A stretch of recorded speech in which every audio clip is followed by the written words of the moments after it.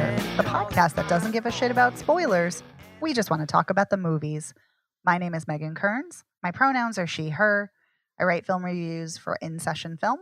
I'm a co-host of the Slashers podcast, a member of the Boston Online Film Critics Association, and a member of Gallica, the Society of LGBTQ Entertainment Critics. My name is Dave Riedel. I do some movie stuff. I'm a member of the Boston Online Film Critics Association, and my pronouns are he, him. And my name is Evan Crean. My pronouns are he, him. I'm co-chair of the Boston Online Film Critics Association, co-author of Your 80s Movie Guide to Better Living, and co-host of the It's the Pictures podcast. Yes, you are. Woo! Yeah. Oh, whoa. I got threw a woo in there. Someone got excited. You became a woo girl. I'm only saying that because that's from How I Met Your Mother. It's fine. It doesn't. You can call me woo girl. I don't give a shit. So. I just don't want to lump everybody who says woo into, genders. I'm just saying it's from How I Met Your Mother. Sure. No, fair enough. I remember It these always things. makes me giggle. The show's absurd. Anyway, speaking of absurd, we talked about an absurd comedy, dark comedy, satire over on our Patreon. We talked about MASH for its 55-year, holy moly, anniversary. Yep. So go check that out if you're a patron. And if not, consider joining. And we had a great time talking about it. And we want to give a huge shout out to our sponsor piece patron, Heather Sachs. So thanks so much, Heather. Thank you, Heather. Thanks, Heather. So for this week's episode, we're going to be talking about the rom-com dramedy Love, Brooklyn, and we're going to be talking about the drama A Little Prayer. So we're going to kick things off with Love, Brooklyn, which Evan and I both saw, and this premiered at Sundance, which is where I first saw it, and it's directed by Rachel Abigail Holder, it's written by Paul Zimmerman, and it stars Andre Holland, Nicole Beharie, and DeWanda Wise, and with a supporting performance by Roy Wood Jr. So let me give you the synopsis from the press release. A writer navigates complicated relationships with his ex, an art gallery owner, and his current lover, a newly single mother.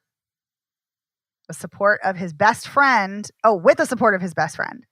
It's a modern romance set against the rapidly changing landscape of Brooklyn, New York.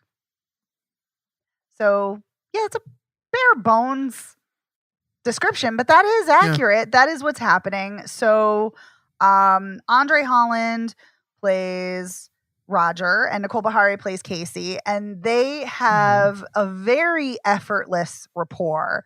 It is very clear that either they were in a relationship, like if you hadn't read the synopsis, either they were in a relationship or they were on the brink of being in a relationship, or it was kind of like a, will they, won't they kind of connection right from the start, because they just have this effortless banter and it's very clear they're comfortable with each other and they know each other very deeply, and which is different than his rapport with DeWanda Wise, his lover. And I say lover, not girlfriend, because she's Nicole and she's very adamant that she is not his girlfriend, because she wants to take things.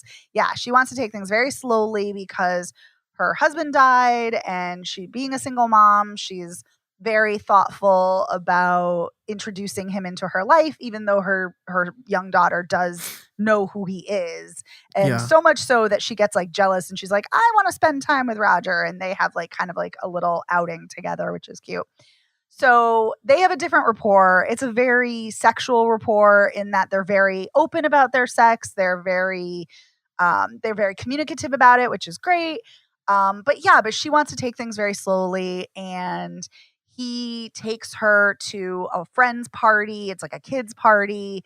And she gets along great with his friends. And, oh my God, I'm totally spacing on Nicole Beharie's name. Casey doesn't show up because she has a crisis at work. Something goes on with her client, who is an artist, and she gets a phone call and the deal for her client falls through. And it's also possibly that she's not thrilled about being there because she knows Roger's new love interest is going to be there. Yeah.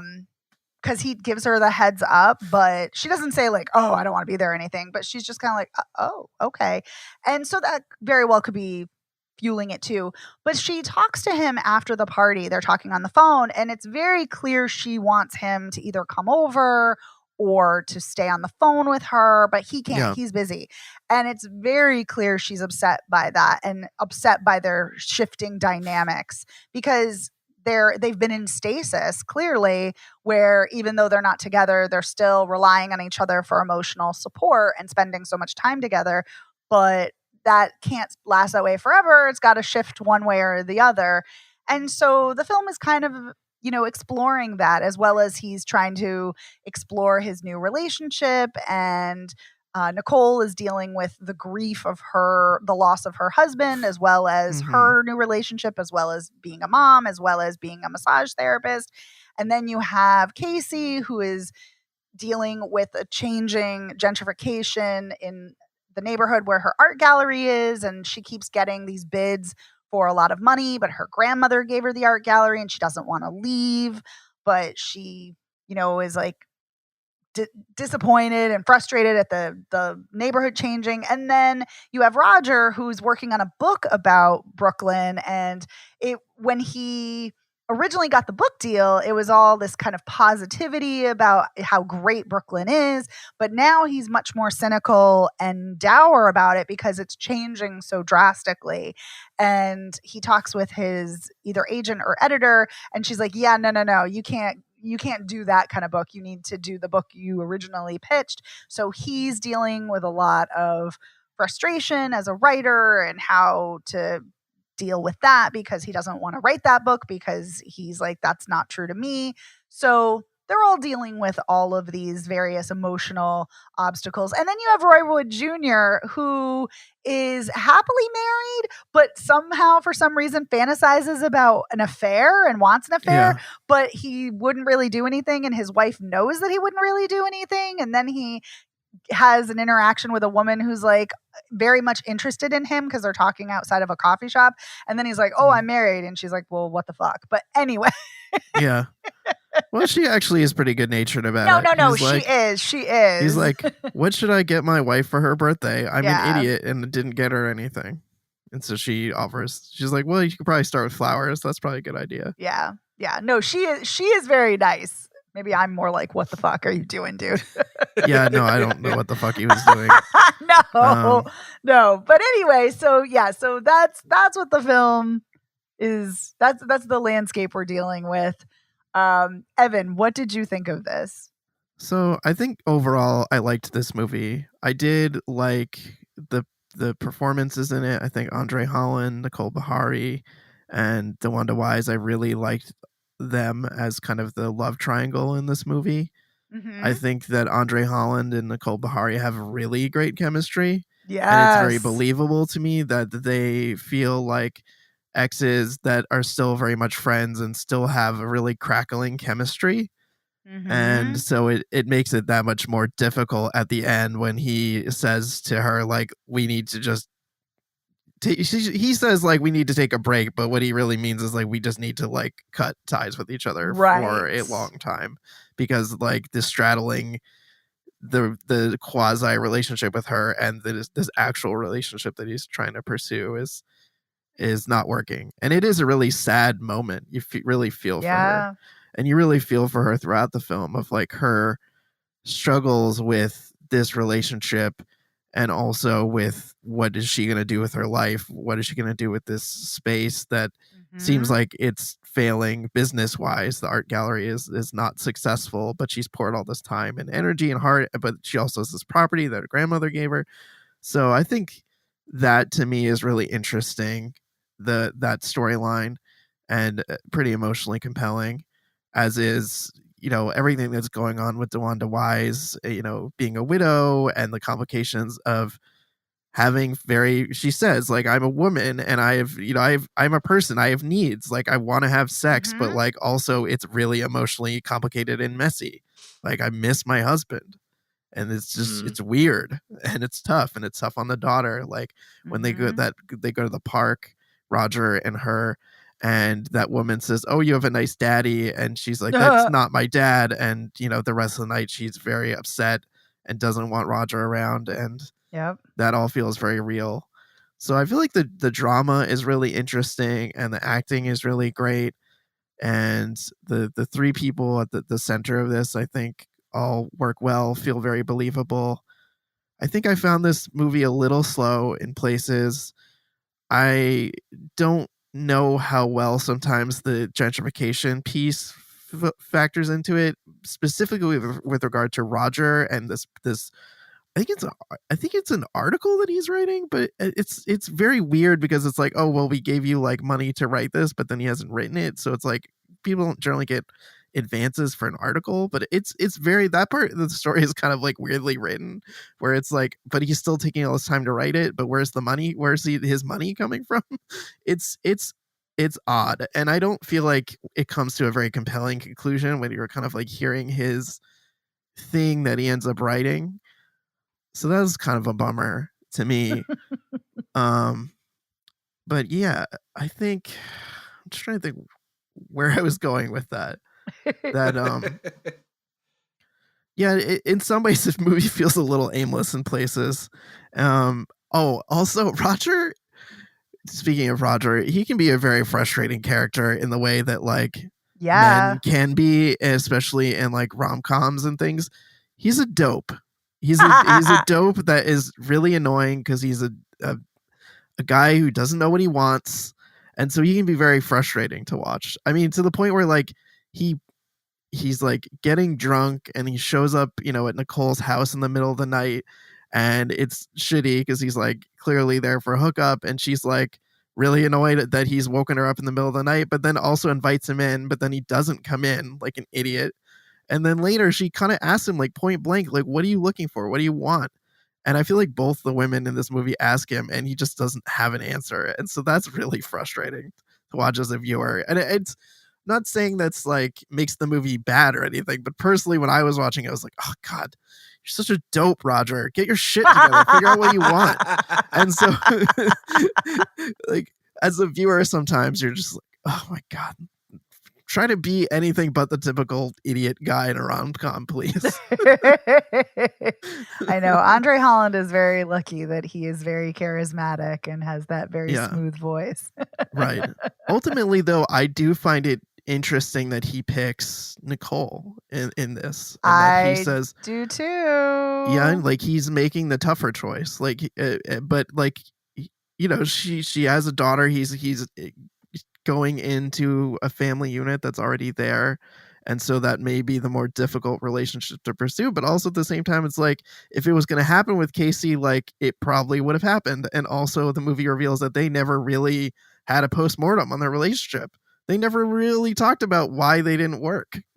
And so I feel like in itself is a problem, that they never actually like dissected why. It seems like their relationship just kind of petered out and they just like kept going, but never actually addressed like any root causes as to like why they never like became a real like full-fledged relationship. So I do like the moment where he runs into Nicole and her daughter in the park, and it awkwardly goes over to say hi, and they're like, oh well, you like, because he's like out for a run and he like takes his AirPods out. And they're like, oh, we're going to go for ice cream. And at first he's kind of like, I don't know if I should go. But he's like, I could walk instead of running and come with you guys and get the ice cream. And so that moment is very satisfying and very kind of sweet ending. So like, on balance, I liked it. But some annoyances. That is very fair. It's really fascinating hearing you say that he made the harder choice, because I'm not sure. I think he made the easier choice to be with Nicole. I do, because he has like a built-in family. He doesn't have to really think about it. Like it's already a done deal. It's harder. I think you're right. It's harder to enter that, but he already is kind of in. Like he's already done the legwork. Like the daughter already likes him.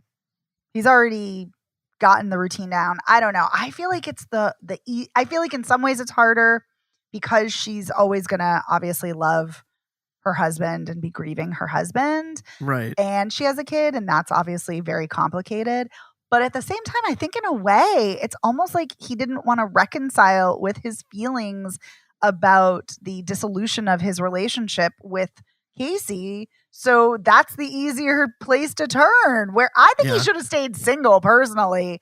But it's so funny in my head. I think I rewrote this movie, and after seeing it, because it had been, months since I've seen this, like 7 months, and I'm like, oh yeah, him and Casey end up together, and then I'm watching it, and I'm like, wait, no, they don't. Why did I think that? I know, and I'm like, why did I think that? And I'm like, I rewrote it in my head because Nicole Beharie and Andre Holland have such crackling chemistry that's so palpable that I'm like, definitely stronger, I think. Yeah, than the it's like, right. And it's like, there's no way these two wouldn't be together in, any kind of rom-com capacity. And so I'm like, they have to be together, but they're not. So I don't know.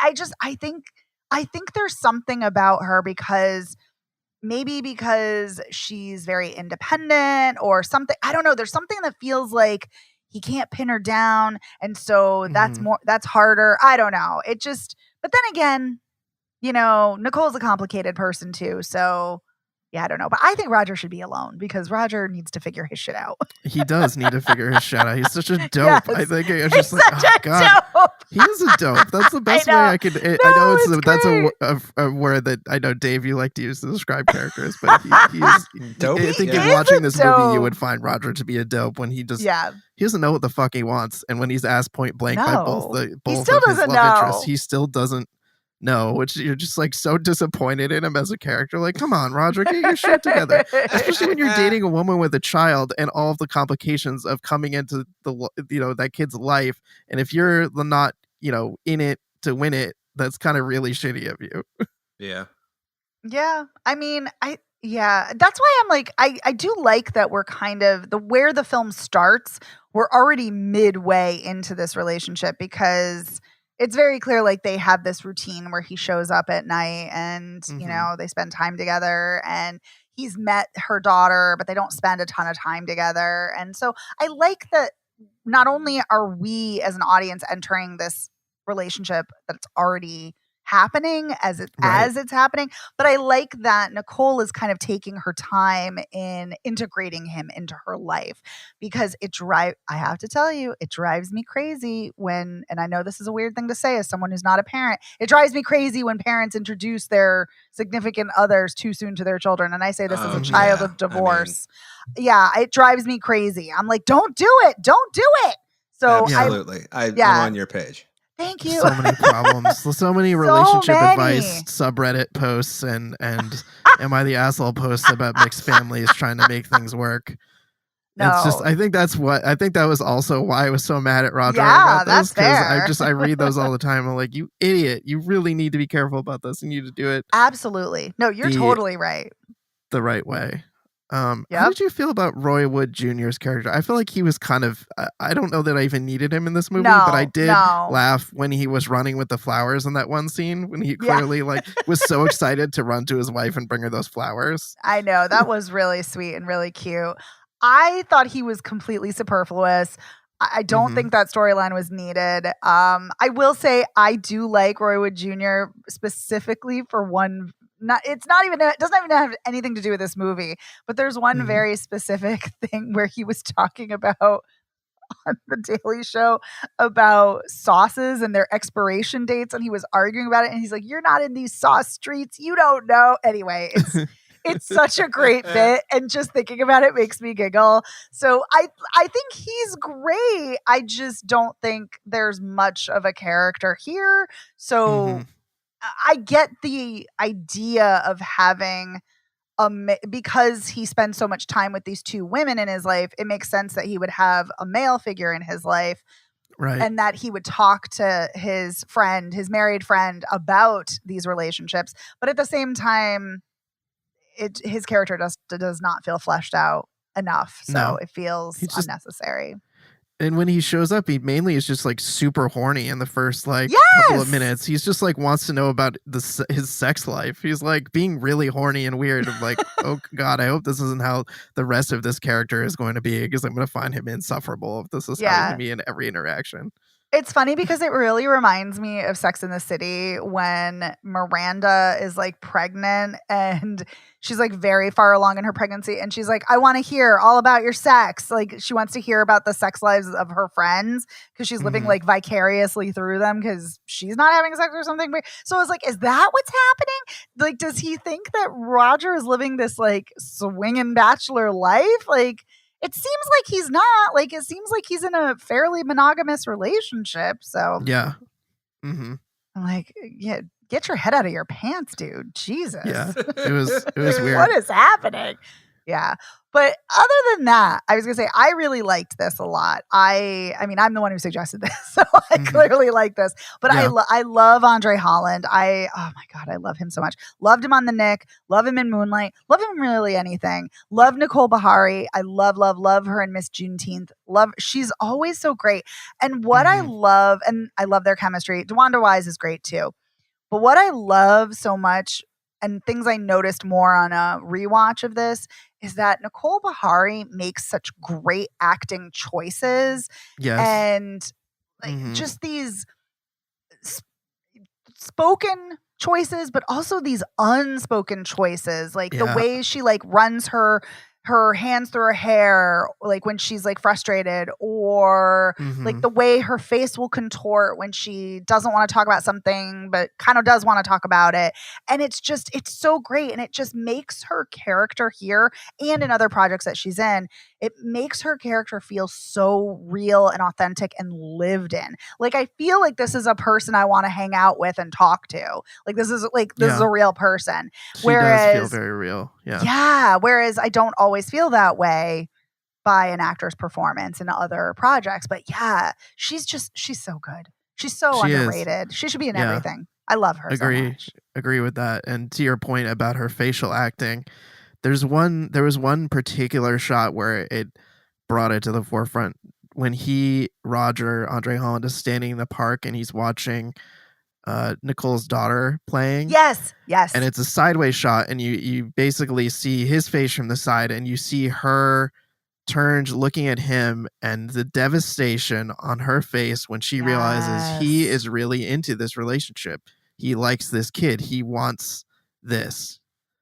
Yep. And the look of devastation on her face is absolutely gutting, and just such great facial acting in this scene, but also, as you mentioned, throughout the film. So good. Yes. Yeah. Yes. Like that is such a great, I love that shot. And then I love that when she's walking away and then he finally turns and looks at her. Oh, it's so good. And I was just realizing it because they had talked about in another conversation when they were talking about the painting in the art museum about love that combo. Yes, about Lot and Lot's wife and how you can't look back and she's like, you shouldn't look back on your past. You have to move on. And it's so funny because she's walking away in that shot and he's looking back. And I'm just like, and she doesn't look back.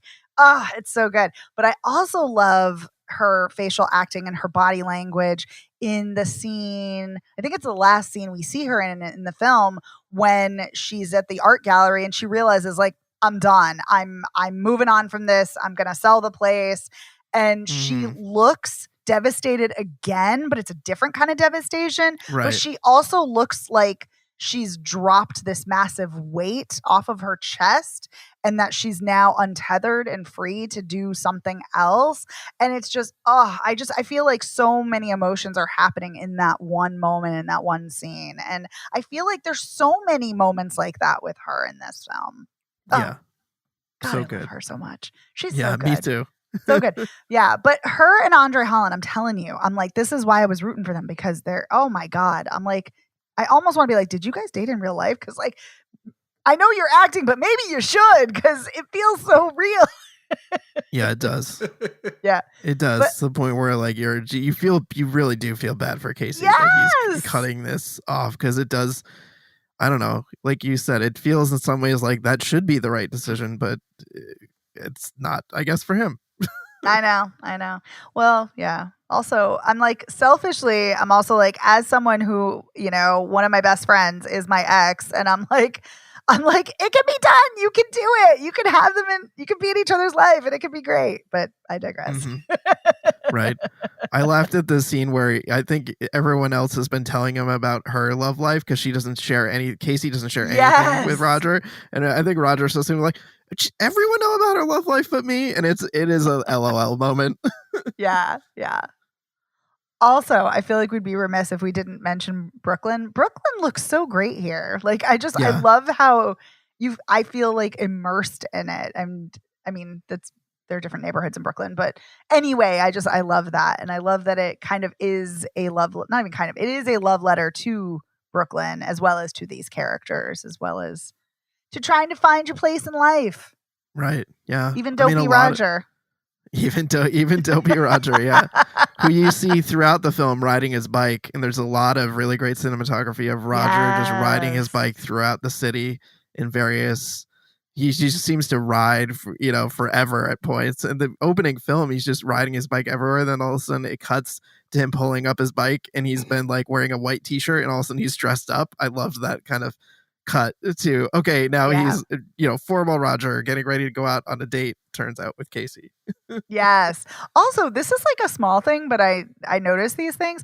I really like that he has a nice apartment and it has like a really great exposed brick wall, but his bedroom, like it's a studio, like his bedroom is in the living room, like because his bed is right there. And I'm like, that feels very realistic for New York, like where you'd have a nice space, but it's small because it's New York. So I liked that too. And he gets his tire stolen from his bike, his front tire. So then he's dragging, after he's kind of screwed everything up with everybody, he's got to drag his bike around everywhere. Yeah, if that's not a metaphor for dragging around his life, I don't know what is. All right, do we have any final thoughts? I mean, your comments about his apartment reminded me of after he gets back and he's drunk and ends up like going and throwing up in the bathroom, and you see the kind of like wide shot of his apartment when he goes into the bathroom is like puking in the toilet, and that felt very realistic to me. Like had too much to drink, screwed up a lot of stuff, sick to your stomach. Yeah, there you go. That felt very real. Yeah. I had a studio apartment in New York with an exposed brick wall, but it was a shithole. So, yeah. I was going to say maybe it was the same place. No, I doubt it, but.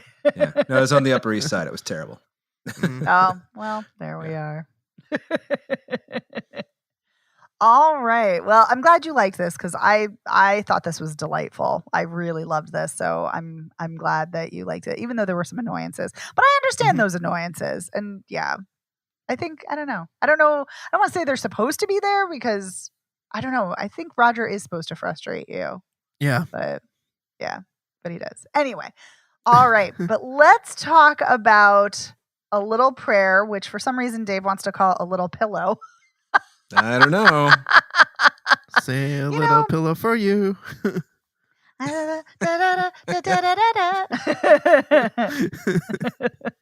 All right. So a little prayer is a drama that is written and directed by Angus McLaughlin, and it stars David Strathairn plus Jane Levy, Celia Weston, Anna Camp, and Dasha Polanco. And let me give you the synopsis from the studio press release. A loving father grapples with how to protect his daughter-in-law when he discovers that his son is having an affair in a sensitive and searching portrait of a Southern family. This is set in South Carolina, and it's a very quiet film. Very quiet, very, very slow in its unfolding. And David Strathairn plays the father, and living with his wife and his daughter-in-law and his son live in the apartment little house in the back. And he works with his son, and they're both veterans. And then his daughter, Anna Camp, comes home kind of like a fucking tornado and bringing her daughter because I don't know if they're married or what, but the father of the child is tangled up in meth. And so her life is kind of a mess. She's kind of a mess. Huge and mess. so they're dealing with that. And then meanwhile, his daughter-in-law, played by Jane Levy, they have a great rapport. They have a really great relationship. And he is very concerned when he sees his son talking with Dasha Polanco, and it's very clear that there's something going on between them. And lo and behold, they are having an affair. Yep. And so David Strathairn is very unsure how to navigate this. He wants to protect his daughter-in-law. He also wants to help his son, and he keeps trying to help his son, who keeps rebuffing his help. And everything, I was gonna say, it kind of comes to a head, but I don't know if it's that dramatic of a I mean, it is emotionally it is, but it's very restrained. So when I say it comes to a head, it's not as like wild as that may seem, but it comes to a head for Jane Levy's character, where she is pregnant and she decides she does not want to be pregnant. And so she has a medical abortion, and she is we see her at the clinic, and she's very upset. She's crying about it.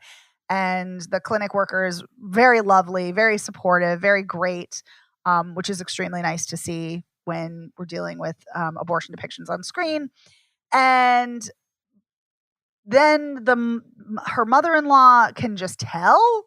I don't know. Somehow she knows, and so she tells David Strathairn that she's had a paper, I think, that gave instructions is that it? Okay. on how to take care of herself after taking the pill. Thank you. So she tells David Strathairn, which, keep that shit to yourself, but whatever, I digress. So she tells him, and so he's really upset. So he confronts his son about it, and then he finds out, because he goes to Dasha Polanco's house, he finds out that she's pregnant, but she called off the relationship with his son because he got abusive with her and was disgusting. Yikes. So David Strathairn is horrified at this. And then at the end of the movie, his daughter-in-law, is it Tammy? Is that her name? Tammy. Yep. Thank you. Tammy calls him so they can go to a museum that they've never been to together, and they get lunch together. And as they're having lunch, this picnic lunch, he tells her, you need to leave. You need to leave this relationship. And she says, I know. And they have a moment, and she says that they are kindred spirits. They both cry. They have a lovely moment. And then the film ends. Whew, that's a lot. It is very emotional. Anyway, okay, Dave, since we have not heard from you this evening or this episode, whenever you're listening to the show, Dave, what did you think of A Little Prayer?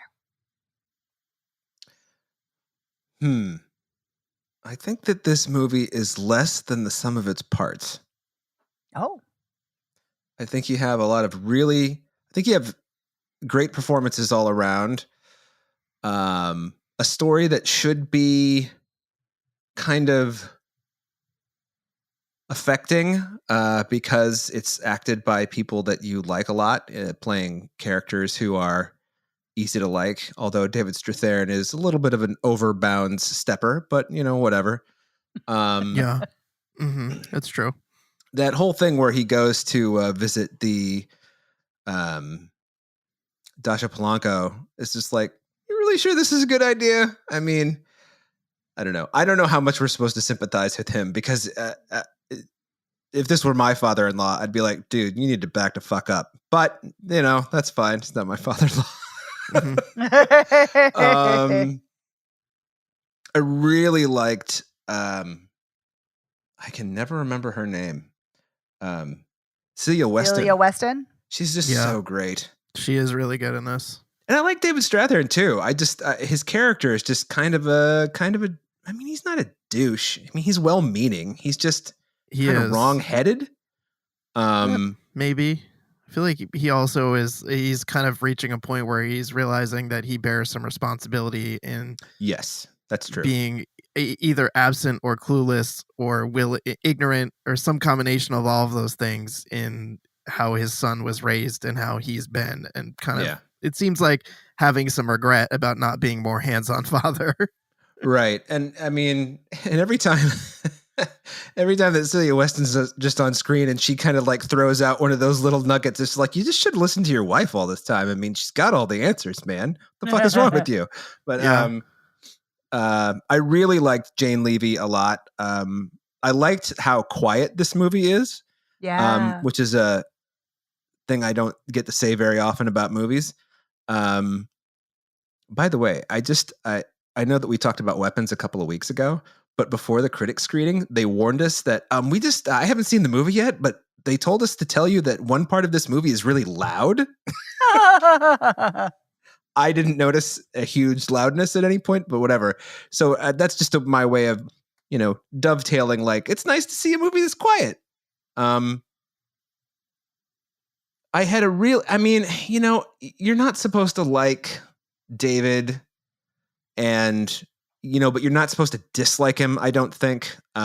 He's just kind of like, he's a vet. He's the son. Yes. He's a vet. He's got PTSD. He's aware of it, but he's not really dealing with it. And there's just a whole lot of this sort of, like, what kind of like moral gray area in this movie, which normally I'm fine with, but I feel like this movie is almost intentionally obtuse about its subject matter. Does that make sense? Like, everybody, even when they're addressing things directly, they're still kind of dancing around them. I don't know. Do you feel like this is like a white people not talking about their problems kind of thing? Yeah, there's like they're talking at their problems as opposed to talking about their problems. You know what I mean? Even when he goes to see, even when David Strathairn, is his name Bill? Did I get it? Bill, yeah. Bill. Even when he goes to see Narsa Dalia, Dasha Polanco, and she says, blah, blah, blah. And, I told David it's not his. And he's like, oh, so it's not David's. It's like, yes, it is. That's just what she told him, dumbass. What the fuck is wrong with you? Yeah, it was bizarre that that's what he took away from that. I couldn't believe it. It's just like, I know that you like want to like see some sort of resolution to this, and she's giving it to you because she knows you're kind of a dumbass. I mean, Jesus, I'm like watching this scene and I had the same reaction you did, Evan. I'm just like, you're really going to run with that? Yeah. Oh, okay. I couldn't believe that he was so stupid as to say. I know. Well, you know what though? I mean, it gets him out of her life, because it seems like that's what she wanted. So, hey, rock and roll. I don't know. I liked it, but I didn't love it. I really thought this is the kind of movie that I would usually like be down with, especially when our second lead is like Jane Levy's character. And then she kind of disappears for the second after she has the abortion. She kind of disappears for like 20, 25 minutes. And it's like, yes, I know that she's considering leaving her husband, et cetera, but she hasn't actually left him yet. So where the fuck is she? By the way, where's he? I mean, he also kind of disappears, and David Strathairn takes the wheel. Yeah, and it's just like, I mean, and you can sort of see the parallel. It's like he was sort of living outside of his own family, looking in, and now he's hands-on, and the movie is kind of taking that tack narratively, but I don't really think it works. I'm not even sure if that's intentional, but I don't know. It's fine. It was, I was very affected during Jane Levy's, clinic scene. And I was like, wow, she's bringing the tears. And I just thought Celia Weston was great. Every time she was on screen, I was just like, oh, you're the best. She was good in this. I really enjoyed her in it. Anyway, it's fine. There's nothing wrong with it. This is a hard movie to dislike unless you find it like really fucking offensively boring, I guess, which I did not. But it's fine. It's a solid 3.5 stars out of 5. All right. Evan, what did you think? Oh, I loved this. This movie was quiet in a way that absolutely worked for me, Dave. I I was a big fan of this. I thought the performances were all really fantastic. To your point about maybe the conflict or the narrative not necessarily being explosive, even though I feel like it could be, I was okay with that. I liked the rapport between David Strathairn and Jane Levy. I liked their relationship as characters. I loved Celia Weston, as we just said. I think her character in a lesser film would be a lot more surface level and wouldn't necessarily have the kind of depth that she gets here. Because at first when you see her, I think she's going to just be kind of a caricature of a person. You know, she's walking around with her iPad talking about like playing like Words with Friends or some shit. And then we see her in her like historical reenactment, like docent outfit or whatever it is that she's wearing. They're like, okay, I'm probably having all kinds of opinions about this type of person that she can be. And then she drops some great truth bombs on David Strathairn, like a couple of times. And is shockingly observant, also really treasures Tammy. I think she says something like "our precious Tammy," and she means it. Yeah. And so I just loved her character throughout this. I'm trying to go back to my notes and see where I think he says something like, he asks her like point blank if he was like an absent father or something, and she gives him a very deadpan answer that is very telling without like necessarily being like really mean.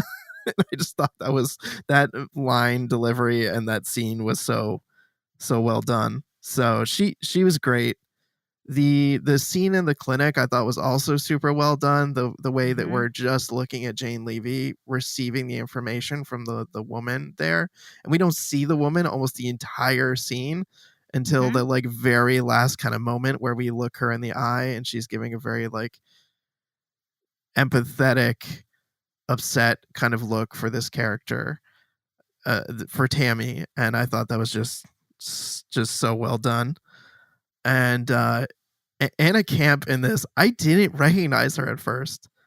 I like knew she was in this, but I didn't recognize her. That's how I feel like her performance was. Her character is a hot fucking mess, and one of those like people where you feel really sad and bad for their life circumstances, but also very frustrated because they just keep doing the same things over and over again to keep themselves stuck in a terrible situation. Like when David Strathairn's like, oh, maybe I should give her some money so that she can, use it to leave her shitty husband. And then she's like talking on the phone about wiring the husband the money. And you're just like, no, what are you doing? Why are you doing this? Ugh. Yeah. She's also abusive to their child. Yeah, she's shitty to there's some moments where I feel really bad for her kid and just think, I never ever want to make my daughter feel that way. I never want to make her feel like she's an annoyance, a bother, someone I don't want to be around the way that she makes her daughter feel. That really fucking broke my heart. And yeah, I don't know. I liked watching David Strathairn's character grapple with his, I don't know how much he was involved in parenting his kids and realizing that he's definitely made some mistakes and trying to rectify those mistakes probably too late. And so I don't know. I thought there was a lot of really compelling drama, and that final scene was a real, it was really moving, and it was a real gut punch. Just kind of watching them talk and having her say like, yeah, I wanted to leave your asshole son for a while, and you kept me here because your love and your attention, you and your wife, I'd never have had that in my life, and I just didn't want to let go of this feeling. And that's just so beautiful and so moving. And so I was really on board with it, and I was like choked up at the end of the movie. I was sobbing, so I adored this movie. Oh yay! Boy, you're making it sound like I'm like the heartless one here. Jeez. No, not at all. Not at all. What about you, Megan? Yeah, I really liked this too. I mean, David Strathairn, what can't that man do? Like he's just a phenomenal actor. I adore him. I always have adored him. I think he elevates whatever he's in. He always, we were talking about Nicole Bahari feeling so lived in her performances, and I think he is another actor that always feels very lived in, no matter how big the role, how small, mid-sized, whether he's playing a villain, whether he's playing a good guy, whether he's playing somewhere kind of in between, nuance. Yes. He always brings a level of gravitas and complexity to his characters. And I think that he's really fascinating to watch here, because how do you reconcile it when you have two shithead children? When you have, like, seriously, like you have, they suck, and like, that's just they suck. They're terrible. You're absolutely right. That is, I mean, as a parent, it's like a worst Yeah. nightmare scenario. Like, It's what like do you I think, like, do? what if my kid's a dud? What if they're a shitty Yeah, person? like And, like you have a daughter who is emotionally and physically abusive to her child, who just wants attention, and you have a son who is physically abusive to his mistress and is neglectful to his wife, and there's hints that he's been either abusive or borderline abusive to her. So what do you do? And like he is trying to reconcile with, am I a terrible person? Am I the problem? And I think that that's really responsible and a mature thing to do.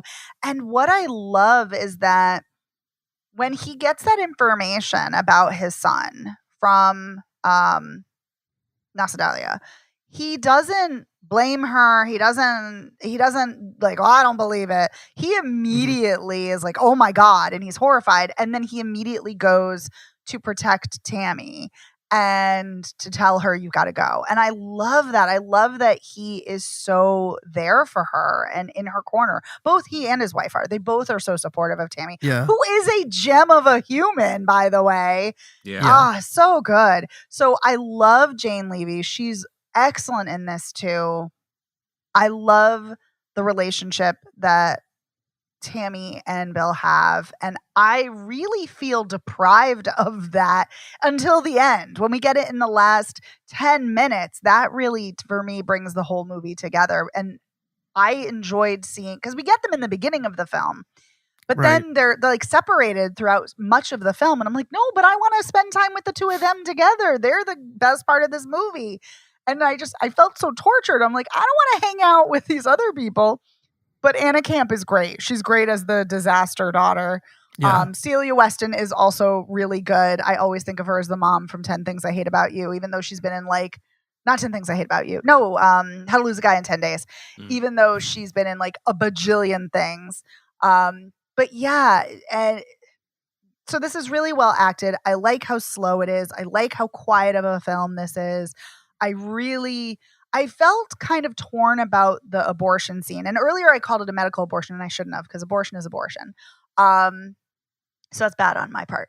But I'm always excited to see abortion depicted in film, because so often it is not. And luckily we've gotten more depictions of it in the past, like maybe 10 years or so.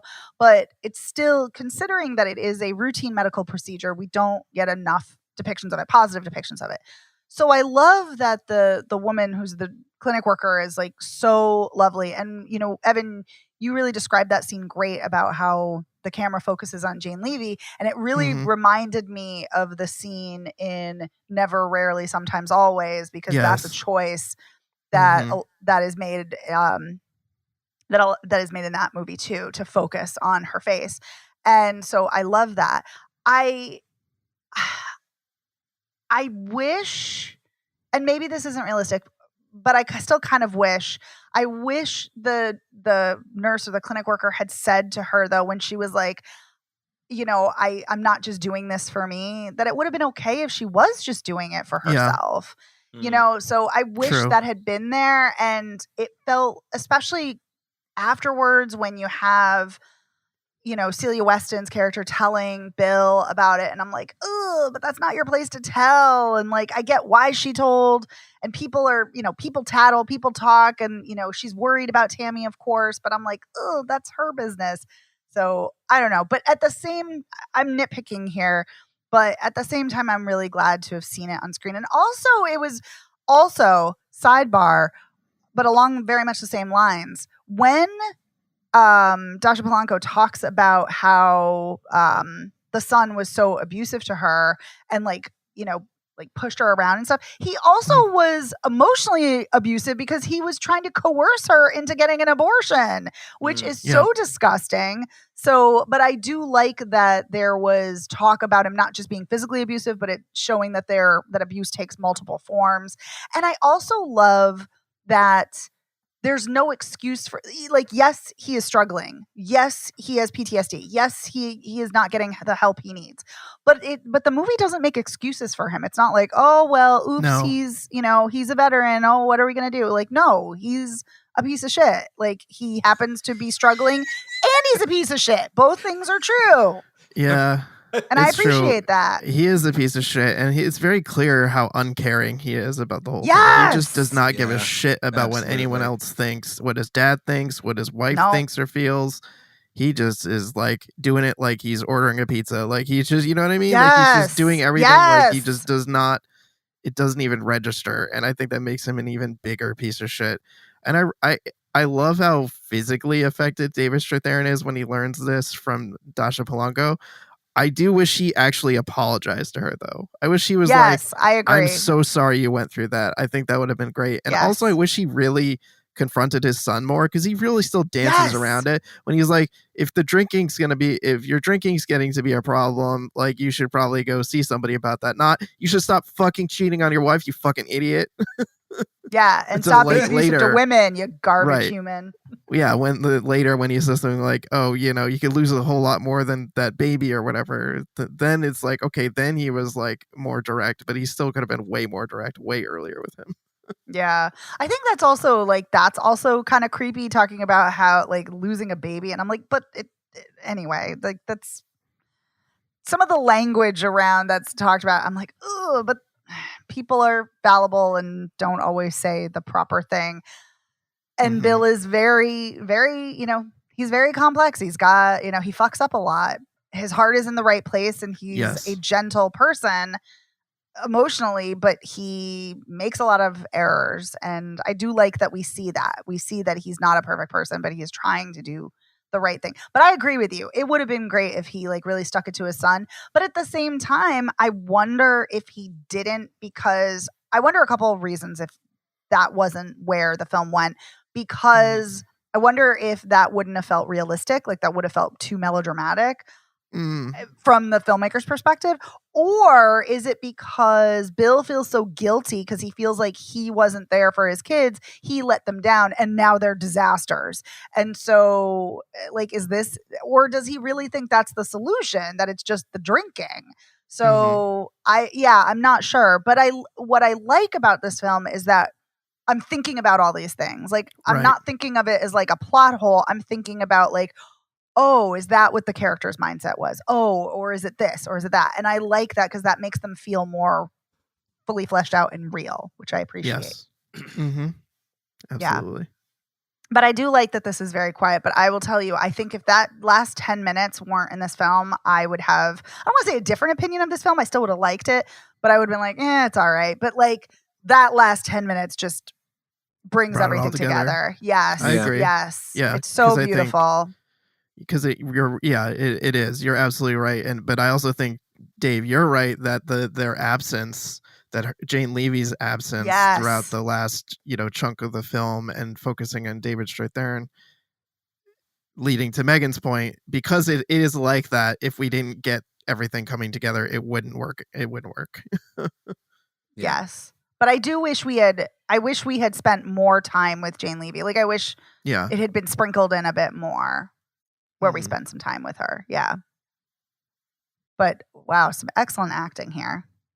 Yeah. And I love in the clinic scene, the woman offers to escort her out the clinic too. Yes. I will walk you past the protesters or the shitty people who are trying to fuck with you. I thought that was also really incredible. Yes. I will say though, what's interesting about that though, although I guess it maybe depends, most clinics have clinic escorts who Right. that's Get in what the their way. role is. Yeah. Exactly. They are a buffer between the patients and the gross, awful, shitty protesters. Yes. Mm-hmm. Yeah. But it's also, I think it's, I really think it's great to see that conversation happening and to see that in a film, to see this, to have an abortion conversation, especially considering Roe v. Wade being overturned and especially considering, you know, reproductive justice being eroded. And oh my God, anyway, going to spiral into a sea of misery and depression. Anyway. It's so awful, but it's even more important than ever to have media that is, and I would argue it's always important to depict, but it's even because of the stigma, even though there should not be a stigma with it, but it's even more important now considering the landscape of where we're at. Yeah, agreed. But great point. I'm glad you brought up the escort. Thanks. Of course. Do we have any final thoughts? Yeah, it's probably better than I said it was. It's okay if it didn't totally work for you. You know, I didn't don't say know anything bad about it. No, I know I didn't. It's just that I'm just sort of, I don't know. I'm a little bummed out that I didn't like. I'm kind of bummed out that I didn't like it more. That's fair. Maybe you had really high expectations. I think I did. Like I like, you know, your three main cast members a lot. You know, I like, as you know, quiet stories. I like short dramas are the best. And I mean, long movies short. where nothing happens are the best kind of movie, but short dramas are the most amazing. But you know, what are you gonna do? I can't win them all, apparently. So yeah. That's fair. Evan, did you have any final thoughts? I do. I have one final thought. As a Costco member, I appreciate that this movie comments on the fact that the Costco paper towels are the cheaper option in the store. And she says, don't get these from here. You got to go to Costco to get these. And then later when Anna Camp is leaving, she's got a package of Kirkland paper towels. So I agree. You know, listen, I'm not usually here for, you know, hawking any kind of corporate anything, but listen, Costco, you're A-okay. Yeah. You're A-okay. You didn't repeal your DEI initiative, so go to Costco, buy those paper towels there. Oh boy. All right, well, let's do a recap. So Love, Brooklyn is in theaters. And Evan, would you recommend it? I would. Yep. Mm-hmm. Me too. I would definitely recommend it. And I should say, first it opens in New York City, August 29th, and then it's going to open in theaters nationwide on September 5th. And then A Little Prayer is opening on August 29th in New York and LA. Hopefully it will be expanding or coming to VOD soon. Guys, would you recommend it? Yes. Yeah. Yep. I would too. Mm-hmm. So, that's great. So we 2 yays this week. Yeah, that's exciting. We recommended everything. Wow, we're unanimous. That's wild. That doesn't always happen. All right. Well, thank you so much for listening. You can find Spoiler Piece Theater anywhere you get podcasts. We're all over the place. We also want to give a huge thank you to our editor, Otto Clammer. Otto, thank you for making us sound great each week. Thanks, Otto. Thanks, Otto. You can find Spoiler Piece Theater all over social media. We're at Spoiler Piece on Facebook, Twitter, Instagram, Blue Sky, Threads, Letterboxd. Come follow us. Come say hello. You can also reach out to us via our email, spoilerpiece@gmail.com. Drop us a line. Let us know. What did you think of these movies? Or are you interested in seeing them if you haven't seen them yet? We always love your feedback. We always love hearing from you. If you like the show, please consider rating and reviewing. It really helps us get the word out about the show. You can go to ratethispodcast.com/spoilerpiece. It will take you to your preferred platform of choice, or you can just rate us directly at Apple Podcasts or Spotify. If you really like the show and you're not already a patron, thank you if you are a patron. But if you're not already a patron, consider joining. For $5 a month, you get access to weekly bonus episodes and our back catalog of hundreds of bonus episodes. This week, we talked about MASH, and we had a great conversation. We really dug into it and talked about the film, talked about the show, and had lots of opinions, as we always do. So it was a great time. And if you like the show, another way you can show your support is you can get our merch. You can go to our website and it'll take you to our TeePublic store, and you can get all kinds of clothing and mugs, tote bags, pillows, notebooks, magnets, all kinds of goodies. And that's also fun. And I think that is everything. Yes. Yeah. So my name is Megan Kearns. I write for In Session Film. I'm a co-host of the Slashers podcast. I'm a member of the Boston Online Film Critics Association and a member of Gallica. You can follow me on Blue Sky and Twitter at OpinionS World, or on Instagram and Letterboxd at The OpinionS. My name is Dave Riedel. I write about movies. I'm a member of the Boston Online Film Critics Association, and I'm on social media except for, I think, Twitter. Yeah, whatever. Dave Sees Movies or David Riedel on Blue Sky, and there you have it. And my name is Evan Crean. I'm co-chair of the Boston Online Film Critics Association, co-author of Your 80s Movie Guide to Better Living, and co-host of the It's the Pictures podcast. You can follow me on social media as Real Recon, and that's real as in film reel. All right. Thanks so much, everyone, and we'll see you next time. Bye. Bye.